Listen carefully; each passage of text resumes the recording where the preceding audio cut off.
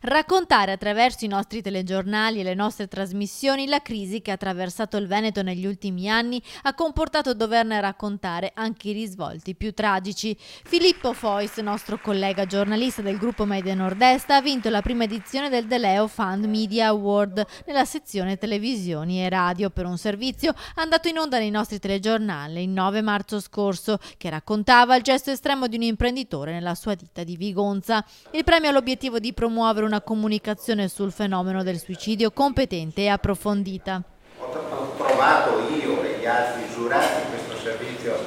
particolarmente accurato e sensibile e quindi l'abbiamo scelto come una possibile fonte di imitazione per i suoi colleghi. La De Leo Fund Onlus si occupa di prevenzione del suicidio e lutto traumatico, offrendo il supporto gratuito di medici, psicologi e volontari in un campo in cui riveste enorme importanza anche la comunicazione dei media. Il premio giornalistico è un'iniziativa, d'accordo con l'Ordine Nazionale dei Giornalisti, per cercare di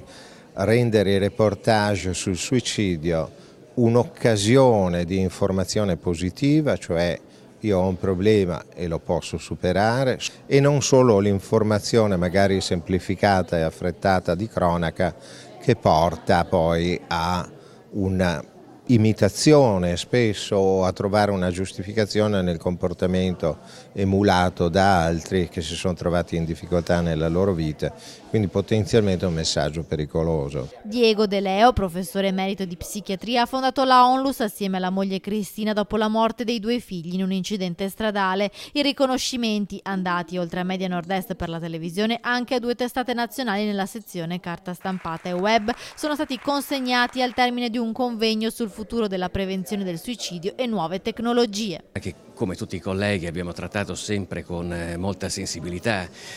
cercando di capire quali ragioni avevano spinto a dei gesti così drammatici. Poi ringrazio soprattutto di questo anche il nostro direttore e i nostri editori che da questo punto di vista ci hanno sempre spronato ad avere molta sensibilità su questo argomento.